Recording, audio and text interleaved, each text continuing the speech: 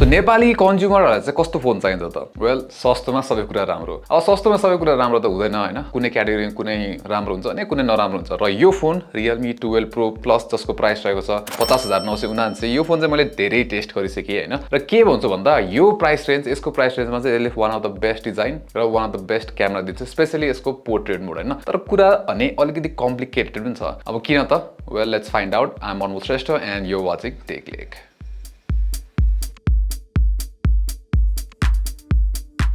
अब डिजाइन त यो फोनको दामी नै छ हैन। र यो जुन ब्लू कलर छ नि यसको यस्तो मिठो देखिन्छ हैन। र यसको ओभरअल जुन डिजाइन हेर्यो भने स्पेशली क्यामेरा मोड्युल चाहिँ रोलेक्स वाचबाट इन्स्पायर्ड छ। सो रोलेक्स भन्ने बित्तिकै प्रिमियम वाच र यसले पनि प्रिमियम डिजाइन नै दिएको छ। र यसको भित्रको यो क्यामेरा लाइन्सहरु हेर्यो भने पनि जुन भर्टिकल लाइन्स देखिन्छ यसमा त्यो पनि वाचबाट इन्स्पायर्ड छ हैन। त्यसैगरी यसको जुन लेदर छ यो लेदर ब्याक हैन। पहिला पनि Realme 11 Pro Plus मा हामीले लेदर ब्याक डिजाइन नै पाउँछौं। तर Realme 11 Pro Plus मा अलि सफ्ट फिल हुन्थ्यो भने यसको चाहिँ अलि ग्रिपी फिल छ, प्लस पहिला भन्दा अझै हुन्छ नि प्रिमियम फिल चाहिँ दिन्छ यो लेदर ब्याकले हैन। त्यसैगरी यसमा हामीले फ्रेम चाहिँ प्लास्टिक नै पाउँछौं। अब फर्स्टमा हेर्दाखेरि एल्युमिनियम जस्तो लाग्ला तर यो प्लास्टिक नै हो। अब IP65 रेटिङ यसमा दिएको नै छ हैन। र अर्को भनेको चाहिँ यसमा अब हामीले डुअल स्पिकर पाउँछौं। सो तलपट्टि यो भइहाल्यो। अर्को चाहिँ यहाँ एयर पिसले एज अ सेकेन्डरी स्पिकर काम गर्छ हैन। र यसको क्वालिटी ठिकै छ, लाउडै छ र थम पनि हल्का फुल्का छँदैछ। र यसमा अर्को भनेको चाहिँ हामीले इन डिस्प्ले फिंगरप्रिन्ट सेन्सर पाउँछौं। राम्रै काम गर्छ तर पोजिसनिङ भने चाहिँ अलिकति तल छ यो हैन। हल्का यो माथितिर भयो त्यो भए चाहिँ बेस्ट हुन्थ्यो। अब डिस्प्ले यसमा 6.7 inch full HD plus 120 hertz refresh rate 100% DCI-P3 colour gamut पनि छ हैन।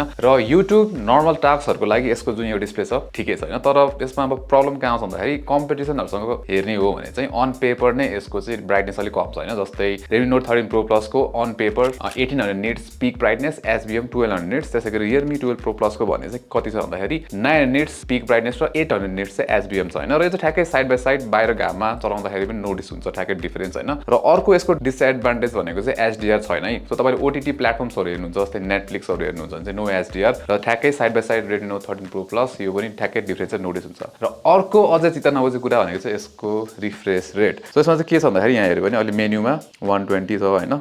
त्यसैगरी सेटिंग्स भित्र गयो भने पनि 120 दिइराको हुन्छ। तर कुनै एप खोल्ने बित्तिकै हैन, जस्तै अहिले अब यो नै खोलौं, यो 90 मा ड्रप भइहाल्छ के। र यो चाहिँ के छ भन्दाखेरि हैन अप्सन पनि छैन। जस्तै अब हामीले हाईमै सेट गरे पनि बाइ डिफल्ट हैन 120 मा जानु पर्ने हो, त्यो जाँदैन। एपहरुमा कहिले पनि 120 रिफ्रेश रेट युज नै हुँदैन के। सो यो कुरा चाहिँ मलाई अलि चित्त बुझेन है। यो चाहिँ हुन्छ नि अलि app specific refresh rate change गर्न मिल्ने अप्सन पनि दिएको भए हुन्छ, जुन चाहिँ हामीले OnePlus 12 मा पाउँछौं हैन। जस्तै OnePlus को फोन्सहरुमा र OnePlus र Realme को जुन अब UI छ सेम बेस कोड नै शेयर गर्छन् कलर हो। सो किन यसमा नदिएको त्यो चाहिँ अलिकति मलाई वियर्ड लाग्यो। अब यो फोनको परफर्मेन्स हेर्ने हो भने चाहिँ डेली टास्क हामी जुन गर्छौं नि एप ओपनिङ अब एप स्विचिङहरु सब फास्ट छ, स्मुथ छ, नो प्रब्लम हैन डेली टास्कहरु गर्दाखेरि। त्यसमा चाहिँ हामीले Snapdragon 7S Gen 2 chipset पाउँछौं, 12GB को RAM र 256GB को स्टोरेज हैन। अब यो चिपसेट 7S Gen 2 हेर्ने हो भने चाहिँ खासमा चाहिँ Snapdragon 6 Gen 1 पुरानो चिपसेटको चाहिँ फास्टर भर्जन हो खासमा हैन। र यो चिपसेट चाहिँ 7 Gen 1 भन्दा नि कम पावरफुल छ के खासमा चाहिँ। र यो कुरा चाहिँ ठ्याक्क अब गेमिङमा देखिन्छ। र बेन्चमार्क्स नै हेर्ने हो भने अब यसको direct competitor Realme Note 13 Pro Plus को Dimensity 200 अल्ट्रासँग कम्पेयर गर्दाखेरि चाहिँ हुन्छ नि स्कोर्सहरु अलि कम नै छ। र स्पेशली GPU स्कोर्सहरु अलि कम देखिन्छ हैन यता CPU भन्दा पनि। अब गेम चाहिँ हामीले यसमा तीनटा गेम टेस्ट गर्यौं, PUBG मोबाइल, कलर ड्युटी र गेन्सिन इम्प्याक्ट। अब कलर ड्युटी मोबाइल यो मात्रै छ भन्दा अब हुन्छ नि लेस डिमान्डिङ गेम हो। र यसमा चाहिँ अब हामीले म्याक्स फ्रेम रेट राखेर खेल्दाखेरि रो ग्राफिक्समा चाहिँ के थियो भन्दाखेरि एभरेज FPS 58 जस्तो थियो हैन। त्यस गेम प्ले राम्रै छ, खासै त्यस्तो प्रब्लम छैन। त्यसैगरी PUBG मोबाइलमा नि राम्रै छ, स्मुथ एक्सट्रिम सेटिंग्समा जाँदाखेरि 58 FPS जति दिइराछ। तर 30 मिनेट खेल्दाखेरि हल्का एभरेज FPS मा हामीले कम एभरेज FPS कम भएको चाहिँ नोटिस गरेको थियौं। र त्यसपछि हेभी गेम गेन्सिन इम्प्याक्टमा जाँदाखेरि चाहिँ अब हुन्छ नि लो ग्राफिक्स, त्यसैगरी अब 60 FPS फ्रेम लिमिट राखेर खेल्दाखेरि चाहिँ फर्स्ट 1-2 मिनेट जस्तो चाहिँ हुन्छ नि 45-50 एभरेज FPS दिइरा थियो भने 1-2 मिनेट पछि त 30 भन्दा माथि नै गएन के FPS ले हैन। सो यो चाहिँ के भएको हैन। अब यसमा ठ्याक्कै यो के इस्यु हो भने मैले अब ठ्याक्कै पत्ता लगाउन सकिन। 4-5 चोटी नै ट्राई गरेर हेरेँ मैले गेमहरु खेलेर हैन, गेन्सिन इम्प्याक्ट खेलेर र ब्याट्री अप्टिमाइजेसन अफ गरेर पनि हेरेँ, खासै केही पनि चेन्ज भएन। त्यसैगरी परफर्मेन्स मोड अन गरेर खेल्दाखेरि सेम रिजल्ट हैन। सो यो इस्यु चाहिँ मेबी अब के हो त्यो चाहिँ ठ्याक्कै पत्ता लगाउन सकिएन। अब क्यामेरा डिपार्टमेन्टमा चाहिँ फाइनली हुन्छ नि यो अलिकति कम्पिटिटिभ र राम्रो छ के। यसमा चाहिँ हामीले हैन 50 मेगापिक्सलको मेन सेन्सर पाउँछौं यसमा विथ OIS। त्यसैगरी 64 मेगापिक्सलको चाहिँ पेरिस्कोप टेलिफोटो लेन्स दिएको छ, 3x जुम हो हैन, अप्टिकल जुम। त्यसैगरी अर्को भनेको चाहिँ 8 मेगापिक्सलको अल्ट्रा वाइड र अगाडिपट्टि चाहिँ यसमा यहाँ होल पन्चमा चाहिँ हामीले 32 मेगापिक्सलको चाहिँ सेल्फी क्यामेरा पाउँछौं। अब टेलिफोटो क्यामेराको क्वालिटी चाहिँ एक्चुअली यसमा राम्रो दिएको छ के हैन। फोटोजहरुमा डाइनामिक रेन्ज इम्प्रेसिभ छ, डिटेल्स पनि राम्रो छ डे लाइटमा है। त्यसैगरी डाइनामिक रेन्ज भनिहाले वाइडै छ छ र ओभरअल जे होस् फोटोजहरु चाहिँ निकै राम्रो देखिन्छ र 6x जुम फोटोजहरु पनि युजेबल नै छ हैन जे होस् राम्रै क्वालिटी हुन्छ र Realme ले चाहिँ 120x जुम सम्म दिएको छ यसमा र मैले चाहिँ अब Samsung S24 Ultra सँग नि हुन्छ नि फोटो खिचेको थिएँ अब अफ कोर्स S24 Ultra जस्तो राम्रो त हुँदैन त्यही पनि यो प्राइसमा यतिको क्वालिटी चाहिँ मलाई राम्रै भन्नुपर्छ है अब मेन क्यामेरा चाहिँ यसको डिसेन्टै छ हैन डाइनामिक रेन्जमा पहिला भन्दा चाहिँ इम्प्रुभमेन्ट देखिन्छ डिटेल्सहरु राम्रै छ त्यसैगरी कलर भने चाहिँ अलिकति येलोइश टोन चाहिँ यसमा नोटिस हुन्छ हैन त्यसैगरी यसमा मेन क्यामेराबाट खिच्दाखेरि चाहिँ के छ भन्दाखेरि Redmi Note 13 Pro Plus सँग कम्पेयर गरेर हेरेको थिएँ मैले र फोटोजमा फर्स्टमा हेर्दा ठ्याक्कै हुन्छ नि डिफरेन्स त्यस्तो नोटिस हुन्न अघि भनिहाले अलिकति येलोइश टोन देखिन्छ Realme 12 Pro Plus मा चाहिँ त्यसैगरी Note 13 Pro Plus मा चाहिँ जुन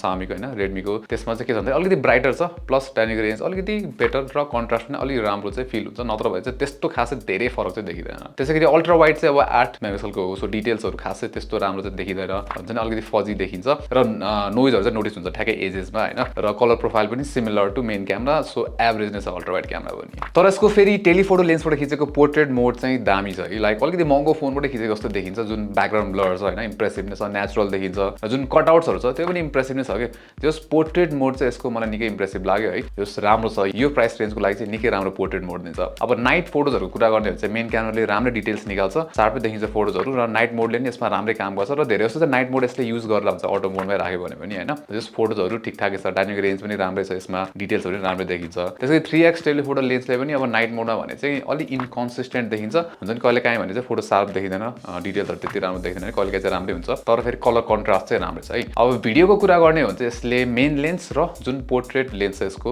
टेलिफोटो लेन्स त्यसले चाहिँ यसले 4K 30 FPS सम्म खिच्छ तर फेरि 4K मा एउटा नराम्रो कुरा भनेको चाहिँ EIS चाहिँ छैन फेरि 4K मा हैन सो मेन क्यामेराले चाहिँ फेरि भिडियो क्वालिटी हुन्छ नि त्यति चित्त बुझ्दैन हैन लाइक डिटेल्सहरु अलिकति कमै देखिन्छ अलिकति लो लाइट तिर गयो भने चाहिँ तर डे लाइटमा चाहिँ ठिकठाकै छ त्यसैगरी कलर कन्ट्रास्ट चाहिँ अलि नपुगेको जस्तो चाहिँ फिल हुन्छ है भिडियोजहरुमा र अब स्टाइलाइजमा कुरा गर्ने चाहिँ ठिकठाकै छ हैन प्लस टेलिफोटो लेन्सबाट खिचेको भिडियोहरुमा चाहिँ जुन हामीले प्यान गर्छौं हैन त्यतिखेर चाहिँ स्मुथै देखिन्छ र यसमा सेम मेन क्यामेरा जस्तो नि कलर कन्ट्रास्ट चाहिँ अलि नपुगेको जस्तो चाहिँ फिल हुन्छ भिडियोमा अब ब्याट्री चाहिँ यसमा 5000 mAh हो पहिला जस्तो 11 Pro Plus मा त्यसैगरी चार्जिङ भने चाहिँ फेरि डाउनग्रेड भएको छ हैन पहिला चाहिँ 100 वाट थियो हैन अहिले 67 वाट फास्ट चार्जिङ बनाएको छ जो 100% हुन्न त्यस्तै 43 मिनेट्स जस्तो लाग्छ अब मलाई चाहिँ खासै त्यस्तो हुन्छ नि यो चार्जिङ घटेको भएर खासै त्यस्तो फरक चाहिँ पर्दैन मलाई चाहिँ अब अरूलाई पर्न सक्छ त्यसैगरी अब कम्पिटिसनहरुमा हेर्ने हो भने चाहिँ अलिकति हुन्छ नि फास्टर 120 वाटको चार्जिङ पनि छ Redmi Note 13 Pro Plus मा अब ब्याट्री लाइफ चाहिँ यसको राम्रै छ तर त्यही हो चार्जिङमा पहिला भन्दा डाउनग्रेड चाहिँ भएको छ अब OS त्यसमा हामीले Android 14 आउट द बक्स पाउँछौँ Realme UI 5 सो यो चाहिँ राम्रो कुरा हो र Realme ले चाहिँ 2 वर्षको OS अपग्रेड र 3 वर्षको चाहिँ OS अपडेट प्रमिस गरेको छैन सो अब त्यस्तो खासै खतरा छैन तर अब एटलिस्ट एक दिन प्रमिस गरेको छ ठिकै हो अब यसमा हामीले हैन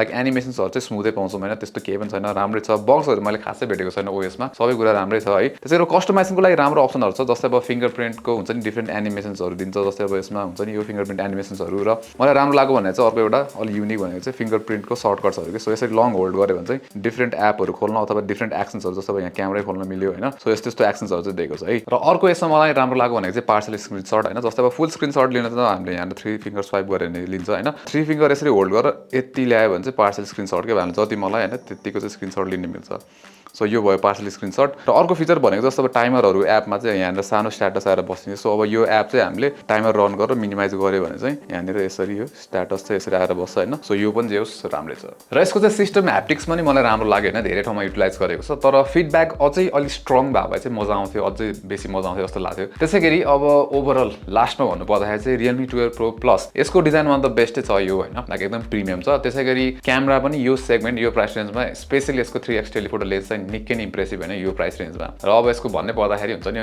IP65 रेटिङ पनि पाउँछौं जुन चाहिँ राम्रो हो तर यो बाइक अरु कुरा हेर्ने हो भने चाहिँ निकै एभरेज फिल हुन्छ यो हैन र हुन्छ नि कम्पिटिसनहरुले चाहिँ निकै बेटर ओभरअल प्याकेज चाहिँ अफर गर्छ specially gaming performance take leg